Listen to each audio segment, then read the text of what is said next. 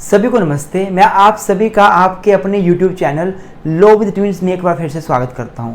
तो स्टूडेंट्स, अब से हम लोग डेली भारतीय साक्ष्य अधिनियम की एक सीरीज़ स्टार्ट करने लगे हैं। इन लेक्चर सीरीज़ में आपको भारतीय साक्ष्य अधिनियम हम कंप्लीट करवाएंगे डेली बेसिस पे वीडियो डालकर। तो आप हमारे चैनल को सब्सक्राइब कर लीजिए, वीडियो को लाइक ज़रूर करिएगा अगर आपको वीडियो अच्छी लगे, समझ आए तो। आज का ये लेक्चर हमारा भारतीय साक्ष्य अधिनियम 2023 के ऊपर एक इंट्रोडक्टरी पार्ट रहने वाला है। इसमें हम लोग इंट्रोडक्शन, जो बहुत ही महत्वपूर्ण लेक्चर है ये वाला, इसमें आपको पूरा बेस पता चलेगा इस भारतीय साक्ष्य अधिनियम का।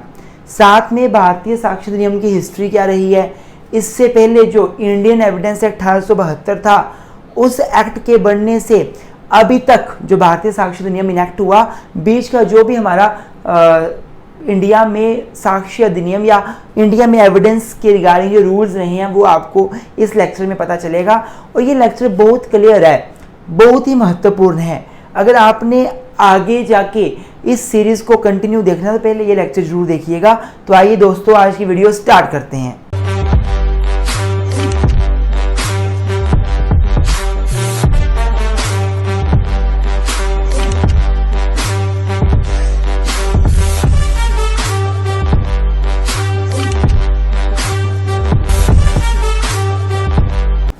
तो स्टूडेंट्स, अगर मैं भारतीय साक्ष्य अधिनियम 2023 की बात करूं तो ये जो हमारा अधिनियम है ये 25 दिसंबर 2023 को 25 दिसंबर 2023 को ये इनेक्ट हो चुका था एंड इसको प्रेसिडेंट साहब ने अपनी सहमति दे दी थी। ये कानून बन गया था। भारतीय साक्ष्य अधिनियम के साथ साथ भारतीय नागरिक सुरक्षा संहिता एंड भारतीय न्याय संहिता, ये 3 न्यू लॉज इंट्रोड्यूस किए गए थे गवर्नमेंट ऑफ इंडिया के जरिए। 25 दिसंबर 2023 को इसको इनेक्ट कर दिया और प्रेसिडेंट साहब ने अपनी असेंट जो थी वो दे दी थी। और जब इसके इनेक्टमेंट की बात आती है तो 1 जुलाई 2024 से इसको हमने क्या किया, एनफोर्स कर दिया। एनफोर्स, गवर्नमेंट इसको एनफोर्स करने का ऑर्डर पास कर दिया। तो 1 जुलाई 2024 से ये जो एक्ट है, ये जो भारतीय साक्ष्य अधिनियम है, ये एनफोर्स हो गया है। भारतीय साक्ष्य अधिनियम से पहले हमारे जो देश में ऐसा नहीं है, कोई लॉ नहीं था। इससे पहले हमारे देश में एविडेंस को रेगुलेट करने वाला जो लॉ था उसका नाम था इंडियन एविडेंस एक्ट।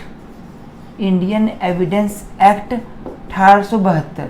जब मैं इंडियन एविडेंस एक्ट 1872 की बात करता हूँ तो ये लॉ एनफोर्स हुआ था 1 सितंबर 1872 से। 1872 से ये लॉ एप्लीकेबल था इंडिया में और आफ्टर इंडिपेंडेंस भी इस लॉ को हम लगातार कंटिन्यू कर रहे थे।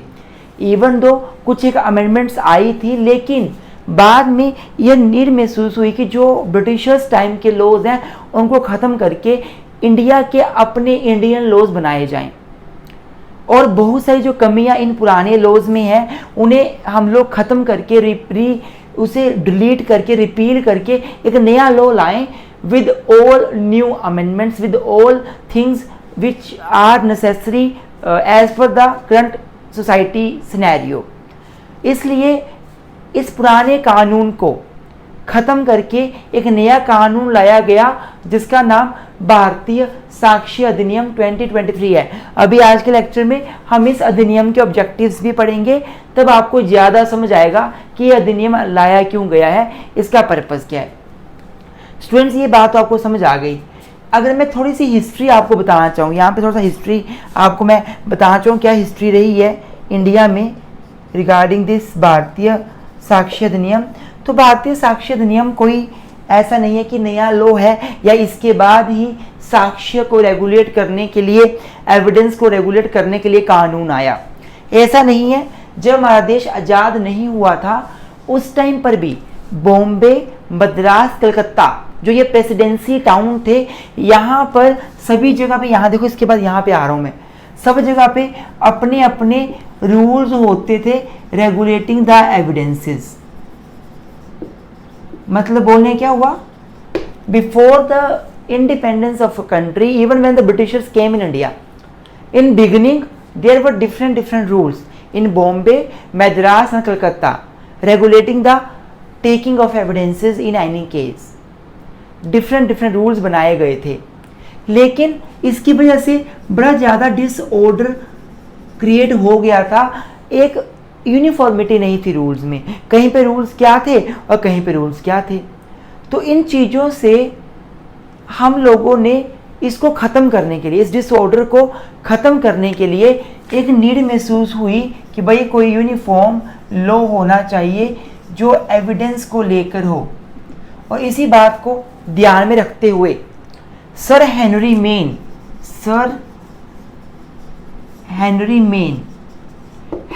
ने जो है, सर हेनरी मेन ने, इन्होंने एक ड्राफ्ट तैयार किया एविडेंस एक्ट का। ये ब्रिटिशर्स के पर्सन थे, इंडिया के लिए ड्राफ्ट तैयार किया। लेकिन जो इन्होंने ड्राफ्ट तैयार किया 1870s की बात बता रहा हूँ मैं, 1867 के दौरान ये ड्राफ्ट तैयार हुआ था, उसकी बात बता रहा हूँ। तो ये जो ड्राफ्ट तैयार किया गया, ये ड्राफ्ट इतना ज़्यादा सूटेबल नहीं था एज पर इंडियन कंडीशन, तो ये ड्राफ्ट फेल हो गया। बाद में एक और ब्रिटिशर्स आए, नाम था जेम्स स्टीफन। इन्होंने भी एक ड्राफ्ट तैयार किया एविडेंस एक्ट को लेकर इंडिया में, जो इंडिया में अप्लाई होना था। और इस ड्राफ्ट को बहुत अच्छा सूटेबल माना गया as per Indian society conditions. और इसी ड्राफ्ट के आधार पर 1 सितंबर 1872 से हमारा इंडियन एविडेंस एक्ट लागू हो गया, एक्ट बनाया गया, उस एक्ट को इनेक्ट किया गया और 1 सितंबर से इसको लागू कर दिया गया। इंडिया में एविडेंस लॉ के फादर सर जेम्स स्टीफन को ही माना जाता है। देखो अभी बेशक भारतीय साक्ष्य अधिनियम आ गया है, पर जेम्स स्टीफन जो स्टार्टिंग में जिनका ड्राफ्ट कामयाब हुआ था, उनको फादर ऑफ एविडेंस लॉ माना जाता है। बाद में क्या हुआ, यही कानून लगातार चलता रहा, देश आजाद हो गया तब भी ये कानून फॉलो किया जाता था। अमेंडमेंट्स आई बहुत सारी, लेकिन आपको पता है law is dynamic, law change होता है सोसाइटी के साथ साथ। आप एक ही कानून को सदियों सदियों नहीं चला सकते, एक टाइम के बाद वो कानून खत्म करके आपको नया कानून लाना पड़ता है। तो 2023 में हमारे इंडिया की गवर्नमेंट को ये लगा, पार्लियामेंट को लगा कि भाई जो पुराना कानून है अब उसको खत्म करने का टाइम आ गया है। कॉलोनियल टाइम का जो कानून है, ब्रिटिश टाइम का, जो ब्रिटिशर्स ने अपने सुविधा अनुसार उस टाइम पे बनाया था, वही हम इंडिया के लोगों के ऊपर जबरदस्ती इम्पोज कर रहे हैं, जो गलत है। तो एक नीड महसूस हुई और उस नीड को मद्देनजर रखते हुए 25 दिसंबर 2023 को हमारे देश के राष्ट्रपति जी ने इनेक्ट कर दिया, असेंट दे दी अपनी भारतीय साक्ष्य अधिनियम को, जिसको पार्लियामेंट के लोकसभा और राज्यसभा ने पास किया था और लागू किया गया 1 जुलाई 2024 से। अब 1 जुलाई 2024 के बाद क्या हुआ है, जो पुराना हमारा इंडियन एविडेंस एक्ट था, कौन सा एक्ट था हमारा, इंडियन एविडेंस एक्ट, इसको खत्म कर दिया गया, रिपील कर दिया गया और अब हमारे देश में क्या है, भारतीय साक्ष्य अधिनियम है। ये छोटी सी हिस्ट्री आपने याद रखनी है। तो स्टूडेंट्स, भारतीय साक्ष्य अधिनियम को पूरा पढ़ना है, उससे पहले उसका स्ट्रक्चर पता होना चाहिए कि भारतीय साक्ष्य अधिनियम में क्या हम पढ़ने वाले हैं, कितने सेक्शंस, कितने चैप्टर, कितने इसके पार्ट्स हैं। तो अगर मैं भारतीय साक्ष्य अधिनियम की बात करूं तो टोटल इसमें 4 पार्ट्स हैं, पार्ट 1, पार्ट 2, पार्ट 3, पार्ट 4। जो पहला पार्ट है वो प्रीलिमिनरी से डील करता है, जिसमें आपको भारतीय साक्ष्य अधिनियम का टाइटल, इसका कमेंसमेंट, इसमें कुछ डेफिनेशन बताई हुई हैं। जो पार्ट 2 है वो रेलिवेंसी ऑफ फैक्ट्स से डील करता है, सेक्शन 3 से लेकर 50 तक इसमें दिए हुए हैं। प्रीलिमिनरी पार्ट 1 में सेक्शन 1 से 2 हैं, ये 3 से 50 हैं और ये पार्ट आपका वेरी वेरी इंपॉर्टेंट है फॉर एवरी एग्जामिनेशन। ये पार्ट बेस है भारतीय साक्ष्य अधिनियम का, ये पार्ट हमें अच्छे से पढ़ना पड़ेगा। पार्ट 3 की बात करें, ये प्रूफ की बात करता है, सेक्शन 51 से लेके 103 और ये भी आपका बहुत महत्वपूर्ण पार्ट है। कुछ सेक्शन इसमें इग्नोर किए जा सकते हैं, पर कुछ तो बहुत ही महत्वपूर्ण है, इग्नोर किए ही नहीं जा सकते। और बात की जाती है पार्ट 4 की, सेक्शन नंबर 104 से 170 तक ये कवर करता है। इसका नाम है production and effect of evidence. Production and effect of evidence. तो ये 4 पार्ट्स हैं जो बड़े महत्वपूर्ण पार्ट्स हैं। टोटल सेक्शन इसमें 170 हैं, 170 सेक्शंस टोटल हैं इस भारतीय साक्ष्य अधिनियम में, और टोटल चैप्टर इसमें 12 हैं। ये इसका पूरा स्ट्रक्चर जो आपके दिमाग में हमेशा रहना चाहिए। कभी कभी डायरेक्ट ही क्वेश्चन पूछते हैं कि भारतीय साक्ष्य अधिनियम में कितने क्वेश्चंस हैं, कितने सेक्शंस हैं, तो 170। भारतीय साक्ष्य अधिनियम के कितने चैप्टर्स हैं, जो चैप्टर 12। भारतीय साक्ष्य अधिनियम में कितने पार्ट्स हैं, पार्ट 4। ये डायरेक्ट क्वेश्चन पूछते हैं बहुत बार। अब हम देखते हैं 2-3 पॉइंट्स जो बड़े महत्वपूर्ण पॉइंट्स हैं भारतीय साक्ष्य अधिनियम के रिगार्डिंग। तो स्टूडेंट्स, भारतीय साक्ष्य अधिनियम की रिगार्डिंग ये 2 बातें बड़ी महत्वपूर्ण है। पहला, जो BSA है या जो हमारा ओल्ड एविडेंस एक्ट हुआ करता था, it is not exhaustive in its nature.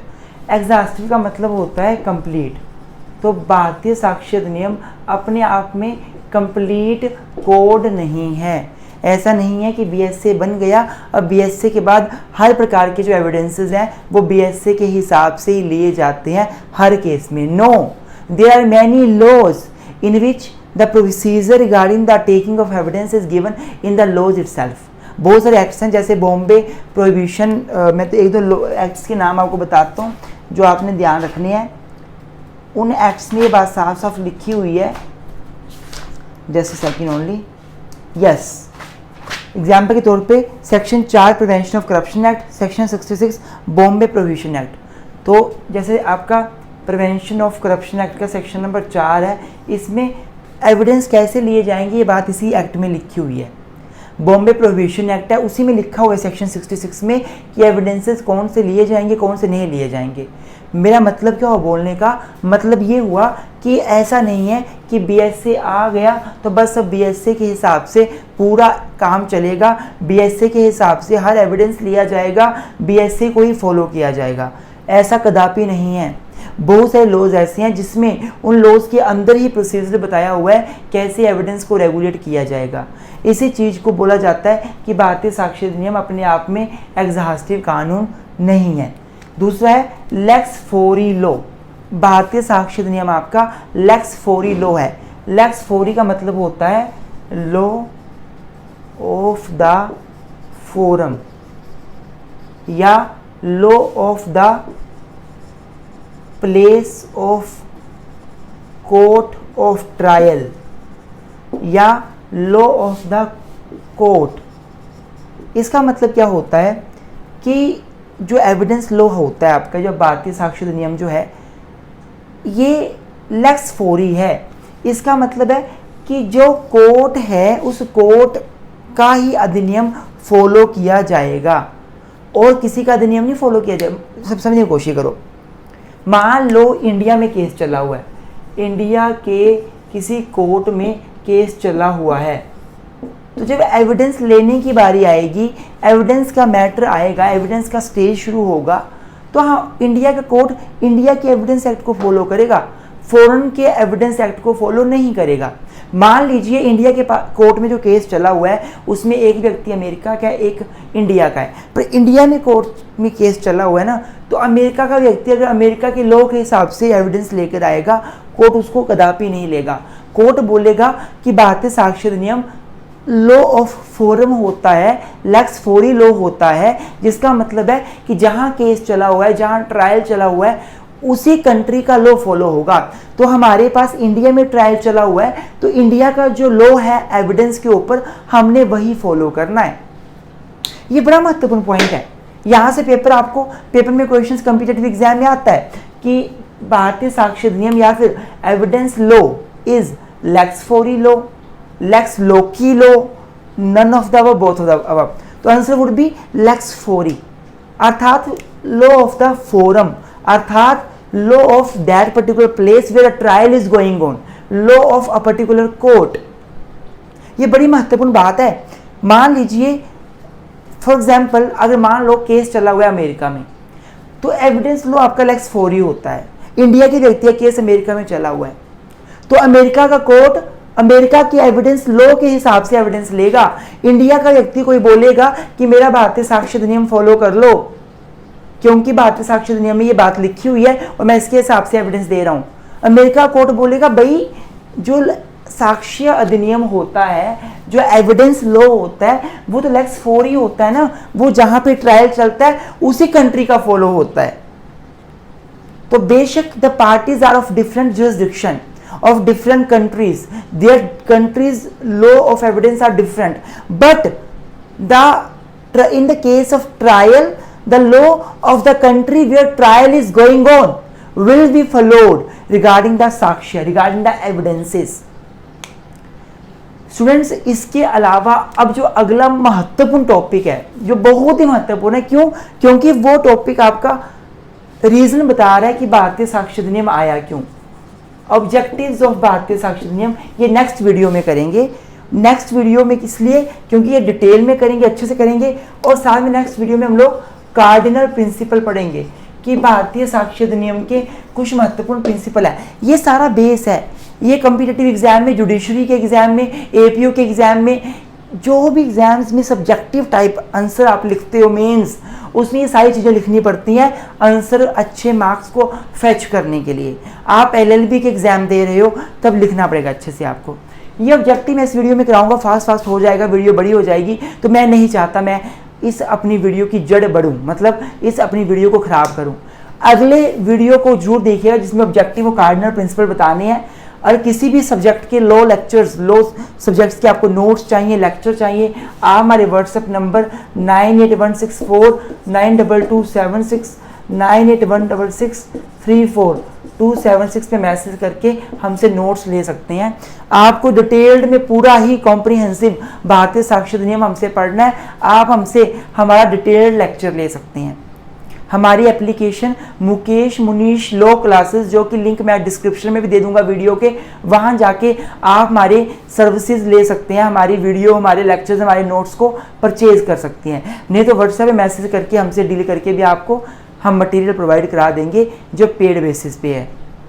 एक और बात, हमारा ऑल इंडिया बार एग्जामिनेशन 22 का बैच लॉन्च हो गया है। ये बहुत ही कॉम्प्रिहेंसिव बैच होगा, बहुत डिटेल्ड में होगा। अभी हमने 22 जून को इस बैच को शुरू कर दिया है और ये बैच आपका जब तक एग्जाम नहीं होता तब तक चलेगा। इसमें रिवीजन भी कराया जाएगा, इसमें क्रैश भी कोर्स भी दिया जाएगा, नोट्स भी दिए जाएंगे, पीडीएफ में दिए जाएंगे, इंपॉर्टेंट एमसीक्यूज करवाए जाएंगे, पीवाईक्यू करवाए जाएंगे, मॉक टेस्ट दिए जाएंगे।